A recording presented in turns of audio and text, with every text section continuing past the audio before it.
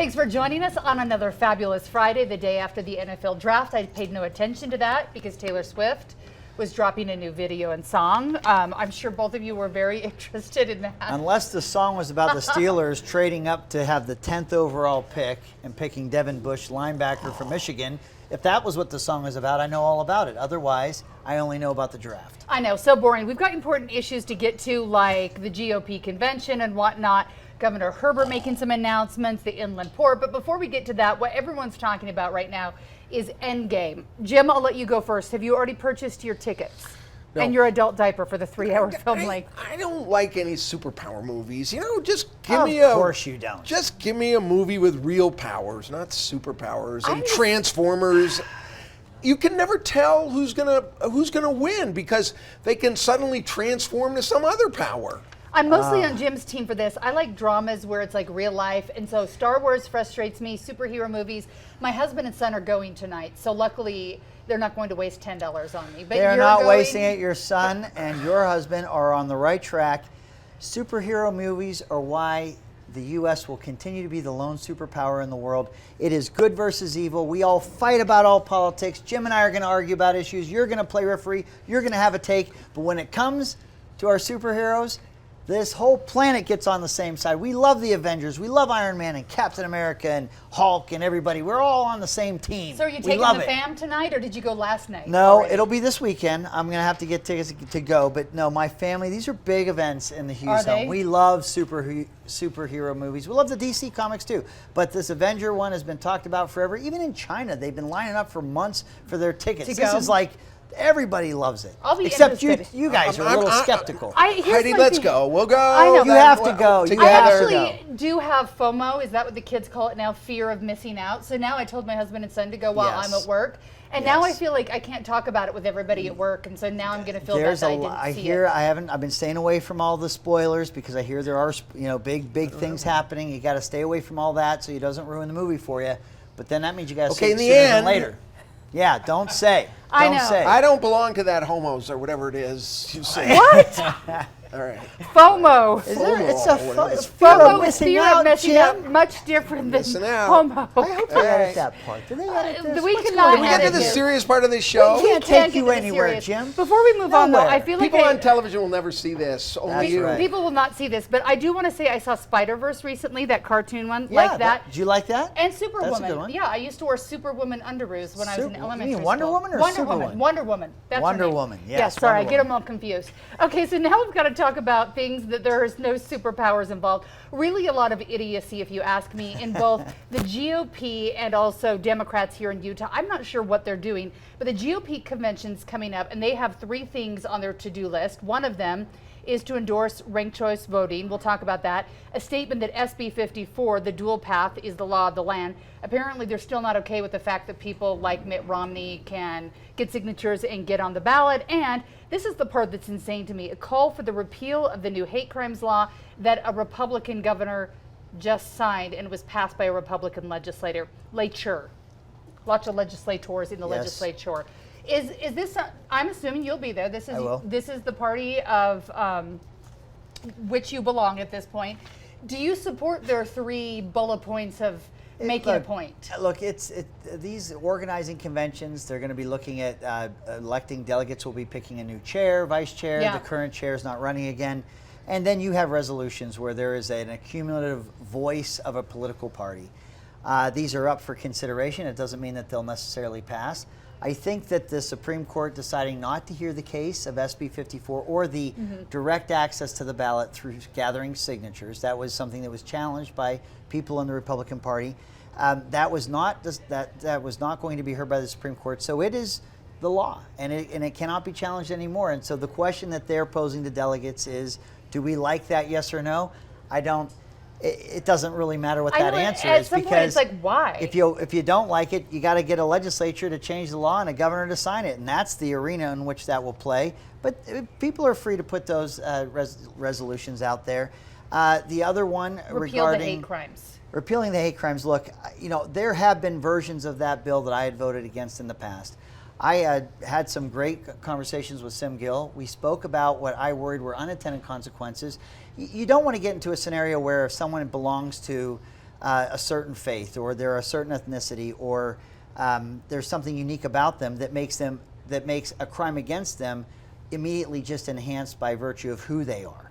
I'm convinced that that's not what this legislation was. I'm convinced that this legislation truly did target or single out acts and enhanced penalties for people that were being targeted because of certain, their faith or their gender or their ethnicity, or things that you don't want to see happen, and that I think it's appropriate that you would enhance the penalty. But I think that this resolution will give an opportunity to debate the difference between past hate crime bills and the difference with this one, because I think this one was different, and I think it's why it passed. All right, so Jim, let's talk about this, because this was something that was near and dear to your heart. You were pushing hard to pass. It passed. A Republican governor signed it, and now Republicans want to discuss whether or not it was all done. If those delegates want to, what's the word? Abolish hate crimes, I say let's abolish those delegates. I mean, give me a break. What world do they live in? So that's that one. Not even on the table. Up in the night. For those that don't really understand political blah, blah, blah, blah, blah, let me translate what all of this SB 54 and all of this is. Bob Bennett was a U.S. Senator. He was very popular among Republicans and among people in the state. I mean, 60, 70%. And you had a little guy who decided, you know what? I don't care if he's popular or not. I don't want to run against 3 million people. I want to get a little tiny group of fanatical activists in the Republican Party, and I want those 3,000 people to run against. So Mike Lee ran and ran and ran and ran, and he didn't talk to one normal Utahn. He just talked to these 3,000 little delegates. And they're all fringies anyway. And the Democratic Party, You've been a Democratic delegate. No, You're I'm totally fringy fringe. yourself. I'm Okay, totally good. fringy. Yeah, Okay. I'm not being demeaning about that. But we live in a closed world about all this political stuff. True. It's our life. Most people. Yeah. So what happened is Bennett got defeated. The 3,000 beat him, and he couldn't even get in a primary. So no voters could actually vote for him, and he was gone. And little Mike Lee has been in there. This crazy guy, this fringe guy, has been representing Utah in the Senate ever since. And so what happened is a lot of mainstream Republicans, like Mike Leavitt, and you could go on name after name, Orrin Hatch, who had the same thing. The convention delegates one time threw him into a primary too. They all said, we don't want that. We want to make it easy to get on the ballot so that Republicans can pick on a ballot and not in a convention. So they've been fighting 2 years. This group within the Republican Party has been suing the Republican Party, and the Republican Party's been suing the legislature. It's been suicidal, but I think it's over. Republicans do have to work themselves out, because you've got to be a united party. It is a hot mess. It defeats the purpose of having a political party if the parties are not unified and looking to elect those from their party, and that's kind of the goal.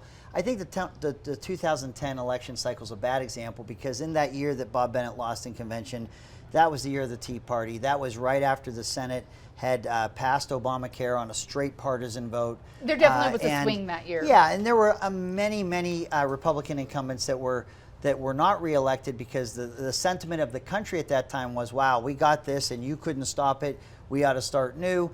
Mike Lee did not win that convention. He came in second place in that convention to Tim Bridgewater. So, but I think that the bottom line premise of having access to the ballot through signatures, it was going to be a ballot measure by itself. SB 54 came because many felt, and I felt, that having a caucus convention cycle and being able to talk to people is more substantive than just direct mail and media buys. So that was the compromise. It's been decided now. Yeah. If someone wants to change that, that's going to have to go through a legislative process and have a governor willing to sign that if it would pass. I just think that having a resolution, you can still fight about it, but I think you start to lose the focus of what political parties are supposed to do. Sometimes it's time to move on. Although I did notice, including this subject. This subject for sure. I was going to say on Twitter this week, though, those divides were very clear on Twitter. President Trump actually tweeted about both of our senators, very mad at Mitt Romney, who went obviously the signature route and got on the ballot, for calling the president out, and then Mike Lee got a pat on the back for his book coming out. So you could see the divide of the parties and the support there. So it's interesting. Mike Lee in his reelection collected signatures as well, but there definitely was different sentiments between our two senators recently. Yes, very recently, and we can't wait to see what happens. You know what? Next. Nobody knows. You said we were done with that topic. Dramatic animosity between Orrin Hatch and Mike Lee. I mean, they could barely be in the same room together. I've been in the same room with them at the same time, and they seem to be fine. And by full disclosure, you are not related to the former senator? Ish. I should answer that question. It's one of the top Google questions about Heidi Hatch. Senator Hatch is not my grandfather. He's not my uncle. Hatch is my married name, so I technically have no Hatch blood inside of me, but I believe that if you were to do some genealogy and go back many, many generations, I will be related to Senator But you're Hatch. not going to the Christmas party. I'm not going to the Christmas parties. If he leaves money to his family, I likely will not get any of it. Okay. Yeah. All right. I don't Good know. disclaimer. We can call him. All right. Next question here. Not question, but I wanted to mention that Governor Herbert had a press conference this week at an elementary school. Had nothing to do with it, but he had a Band-Aid on. So he had to talk about the fact that he's dealing with skin cancer, has to go another round of getting something cut out. So I think it's a good reminder after we see our former Governor John Huntsman go through the same thing just a few months ago.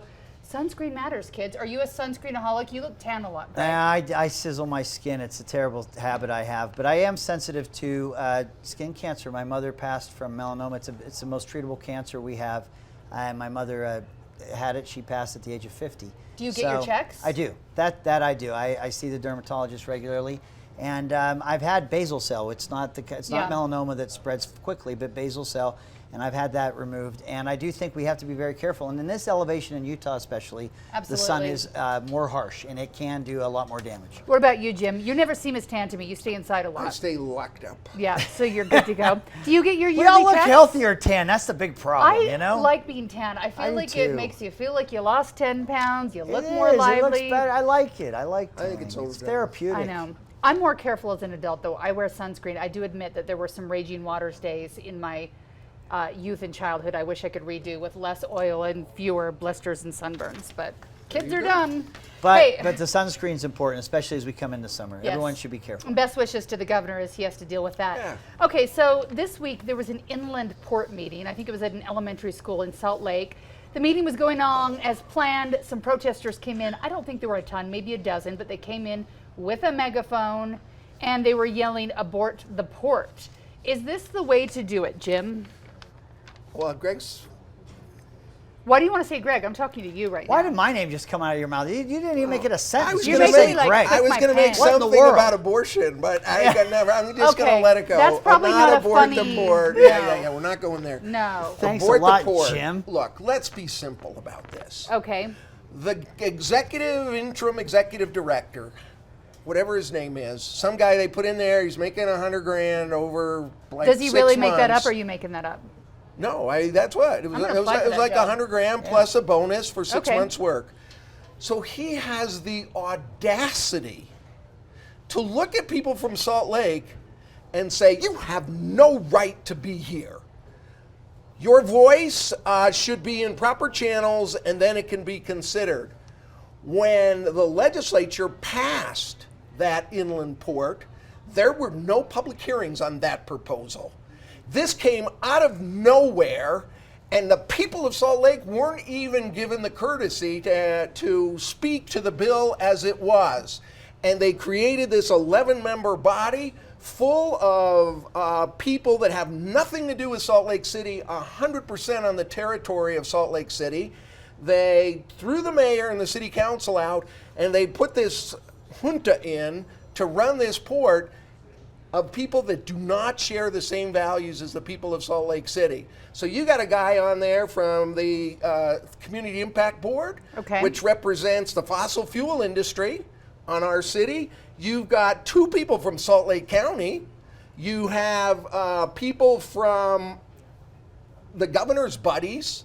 You got a Salt Lake City Council And you've member. got 1 member Laura out Fritz. of 11. No, Laura Fritz from When the city. she's not appointed by the mayor, an elected official. But she's there as Appointed a by the Salt Lake mayor. City representative. Yeah. She's appointed by the mayor. All right. So There's two. two. I got to double There's check this. 2 out of 11. Okay. I didn't think I thought she was there for another reason. I'm saying this process was so terrible. when you do that and then you have the smugness to say, you guys aren't using process. We're in charge here, and you're not respectful to that. Oh, yeah? Where was the legislature? Where was the governor? Where were all these people behind closed doors when they were coming up with this board and took our land away? But shouldn't process matter to some extent? I always tell my kids that I'll have a civil conversation with them, but I can't listen to them if they're yelling or screaming or whatever. Yeah, you just got to settle down and talk. So is the megaphone the wrong approach? Yeah, I think the megaphone probably isn't in an attempt to communicate and understand or find common ground. We talk, there's buzzwords in politics and public policy, transparency, openness, things like that.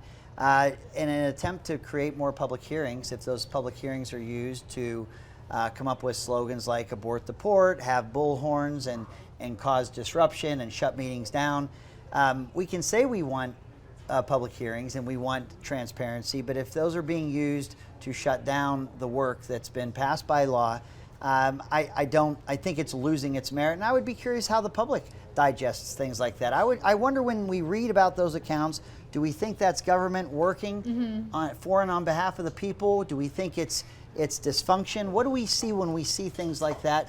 When we moved the prison, we had 4 years of public hearings. It was unprecedented. I worry that in the 4 years of those public hearings, I don't know that the public confidence in terms of moving the public prison ever rose. But you had a lot of angry people and you had a lot of fist pounding. I think we need to find common ground. We have to have open dialogue. But sometimes I think people use those occasions to create deeper divides and to create controversy, which is unfortunate. There is reason for concern. At that meeting, were they actually letting, Jim, do you know, people comment at the meeting if they wanted to come in nicely and talk? This is like throwing somebody in prison who's innocent and then getting upset with them for raising their voice in the process. Look, the state came in, they saw this land, and they didn't want to deal with this city for whatever reason, and they went and they changed the law. They took over this 25% of the city's land. They took the city council and mayor out. They appointed a guy that nobody even knows who he is as the interim director of the thing. They put 11 people on, only 2 who have a relationship to the city, and they are going to plan the future for the next 50 years for our city, completely excluding, at least after 6 months, planning and zoning. They get control over the money. I'm saying, talk about, if you don't want this kind of treatment, you should have sat down and you should have worked all of this out so that people aren't so angry about what's happening. And this could ultimately be good for the city, though, right? Correct me if I'm wrong. Look, I believe originally, if you go back to the port, the brine shrimp were the only people living there before, right? I mean, nothing was happening. No sometimes money. It's okay to just have brine shrimp and lands where 6 million birds come by. Not everything has to have a strip mall on it. True. It's not all bad. I'm saying the process fell down, and I'm not saying it may be possible with a little rehabilitative therapy here. Okay. Maybe we can get to where we need to go, but yeah. The city's been disrespected through this process, so it wasn't doesn't surprise me. You had during the session that we passed the port, you had members of legislative leadership go to the meetings with the city council and the mayor, unprecedented. You didn't see members of the legislature during their session come down to City Hall and talk about this issue. You had a day reserved where legislative leaders on a Saturday came to the state fairgrounds to hold public hearings about this.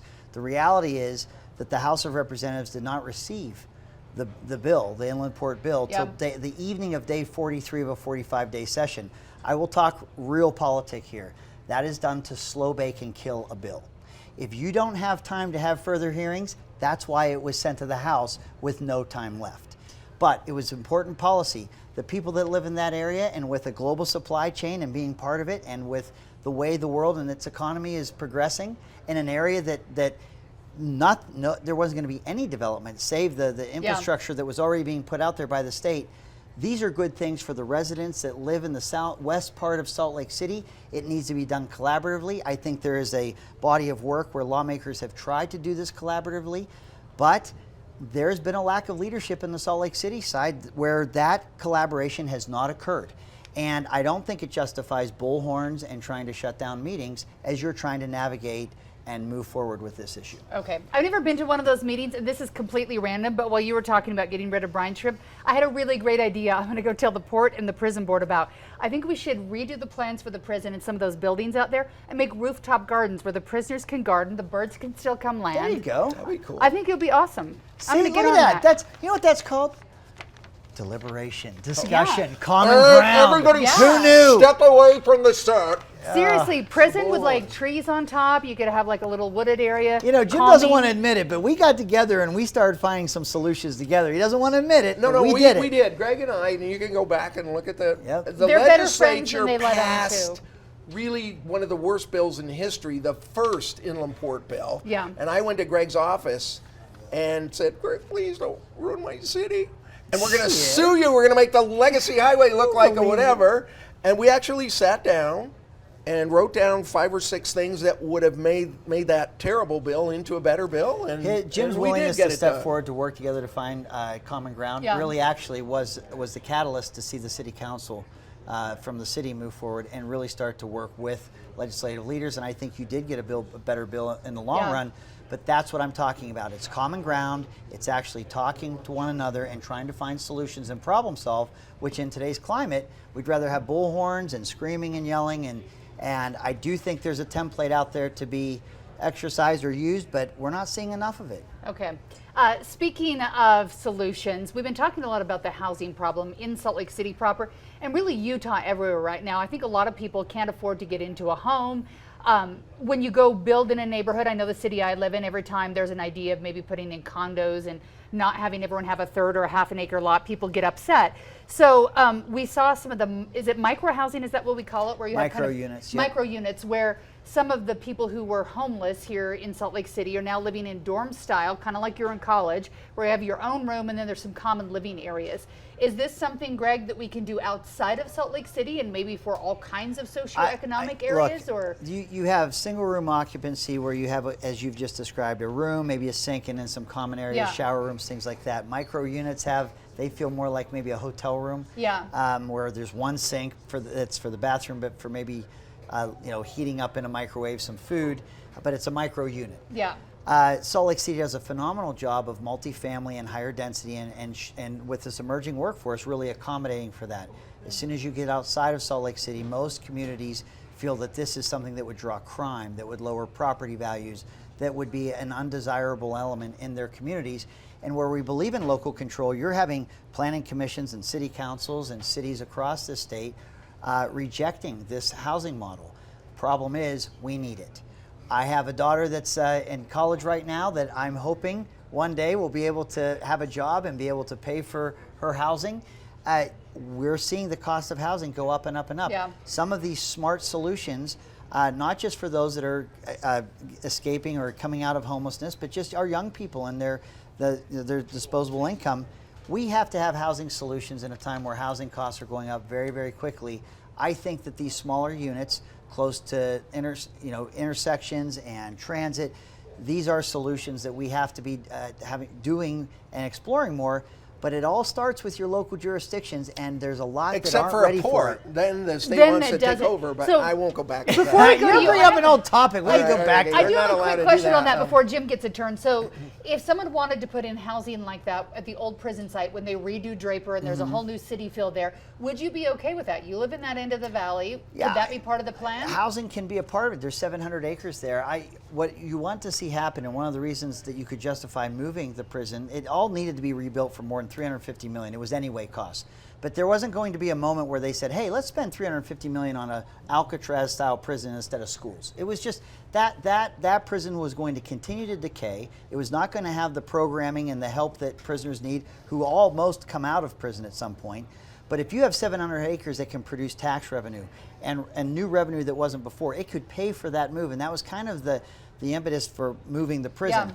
You want to make sure you have the Class A office. If you look north and south of where that prison is, you see the Silicon Slopes doing very well. You see Class A office. You want to continue that, hopefully, that land use model, but certainly housing can be part of that. People are going to need to live somewhere where they're working, and I think those solutions can be found. What about your neighborhood, Jim? Because there's probably not a lot of area to build in Salt Lake City, some place like that. But what if somebody wanted to redo a big house in your neighborhood and make it into a micro housing. Would that be okay, or is it not okay?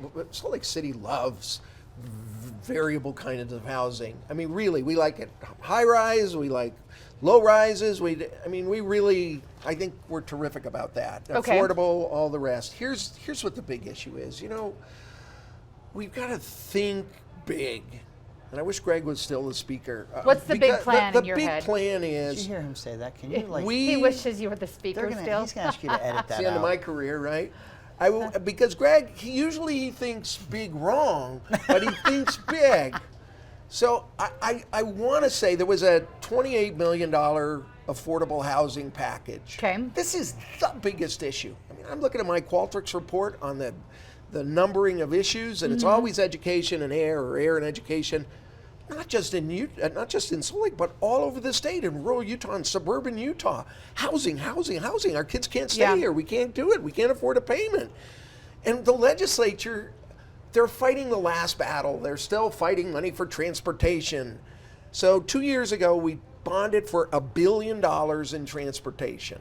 And this year, they almost bonded for another $1.6 billion. You know what?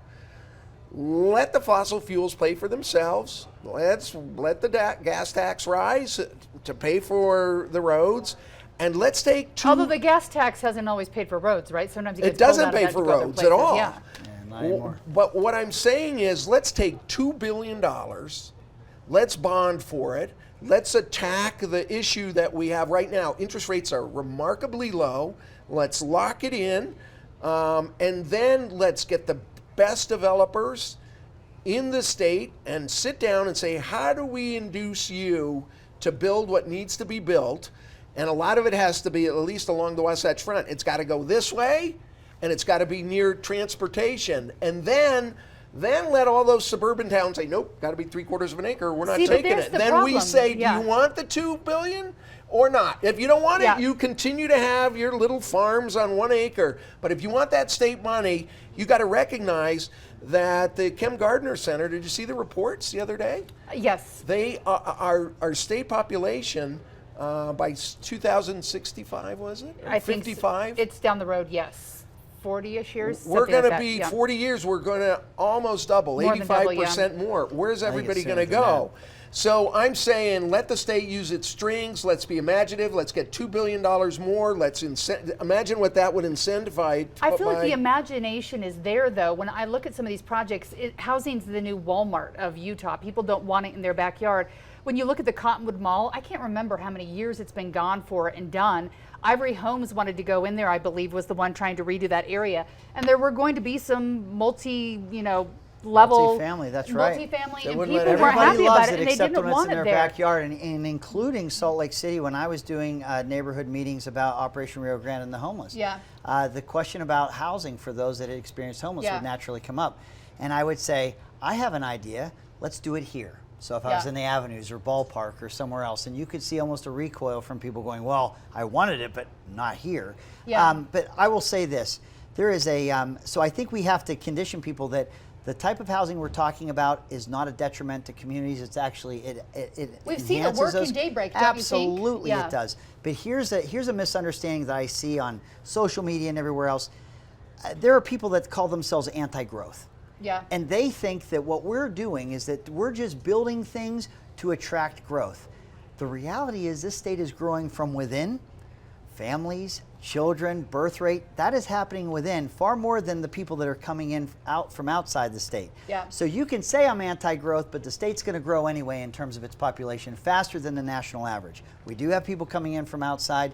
But if you don't start planning that, if you think I'm anti-growth, so I'm simply not going to start planning in a smart way about how housing is going to happen, where it's going to be located, you're still getting it. You're still going to have it, but it will not be planned, and it will interrupt communities in a far worse way than if you get ahead of it or try to and start identifying the best places where that development can occur. You for the $2 billion in bonding? I'm shocked to hear you say something that I actually agree with, but what I absolutely do.